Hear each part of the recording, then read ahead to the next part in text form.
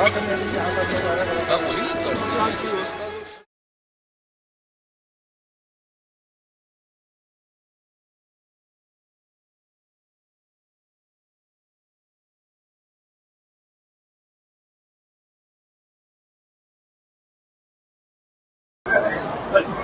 ಹೋಗ್ತಾ ಇದ್ದಾರ. ಇನ್ನೂ ನನಗೇನು ಮಾಹಿತಿ ಬಂದಿಲ್ಲ. ನಾನು ಅವ್ರಿಗೆ ಪತ್ರ ಕೂಡ ಬರೆದಿದ್ದೇನೆ, ಮಾತಾಡ್ತಕ್ಕಂಥ ಪ್ರಯತ್ನ ಕೂಡ ಮಾಡಿದ್ದೇನೆ. ಆದರೆ ಈಗ ಇನ್ನೂ ಅವರ ಮನಸ್ಸಿನಲ್ಲಿ ಏನಿದೆ ನನಗೆ ಸ್ಪಷ್ಟವಾಗಿ ಗೊತ್ತಾಗಿಲ್ಲ. ನಾನು ನಾಳೆ ಡೆಹ್ರಾಡೂನ್ಗೆ ಹೋಗಿ ಡೆಹ್ರಾಡೂನ್ನಿಂದ ದಿಲ್ಲಿಗೆ ಹೋಗ್ತಾ ಇದ್ದೀನಿ. ಅಲ್ಲಿ ಹೋದ ಮೇಲೆ ನಾವು ಪೂರ್ತಿ ಅದರ ಬಗ್ಗೆ ಮಾಹಿತಿಯನ್ನು ಪಡ್ಕೊಂಡು ನಮಗ ಆ ಮಾಹಿತಿ ಇದೆ. ಈಗ ಅಲ್ಲಿಂದ ಅವರು ಏನು ಗವರ್ನರ್ ಹತ್ರ ಹೋಗಿದಾರೋ ಅಥವಾ ಹೋಗ್ತಾ ಇದ್ದಾರೋ ಅಥವಾ ಬೇರೆ ನಮಗೇನು ತಿಳಿಸಿಲ್ಲ. ನಾವು ಇಂಡಿಯಾ ಪಾರ್ಟಿಗೆ ಏನಾರ ಇದ್ರ ಮಾಹಿತಿ ಇತ್ತಂದ್ರೆ ನಾನು ಅಥೆಂಟಿಕ್ ಆಗಿ ಹೇಳಬಹುದು.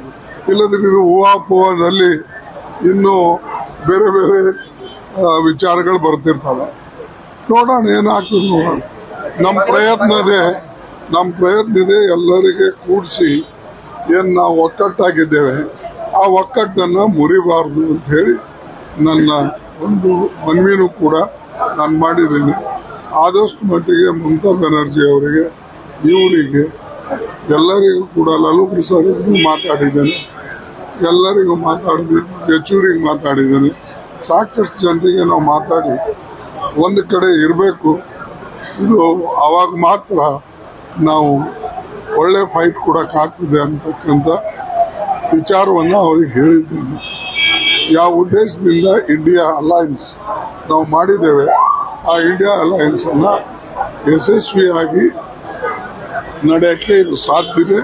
ಮತ್ತಿನ್ನೂ ನಾವು ಅಪೇಕ್ಷೆ ಮಾಡ್ತಾ ಇದ್ದೇವೆ, ಯಾರು ಈ ದೇಶದ ಸಂವಿಧಾನ ಮತ್ತು ಪ್ರಜಾಪ್ರಭುತ್ವ ಉಳಿಸಬೇಕು ಅಂತ ಹೇಳಿ ಇಚ್ಛೆ ಇದೆ, ಅವರು ಡೆಫಿನೆಟ್ಲಿ ಆ ತರದ ಯಾವುದೇ ಹೆಜ್ಜೆ ಇಡೋದಿಲ್ಲ ಅಂತಕ್ಕಂಥದ್ದು ನನ್ನ ಒಂದು ಅನಿಸಿಕೆ.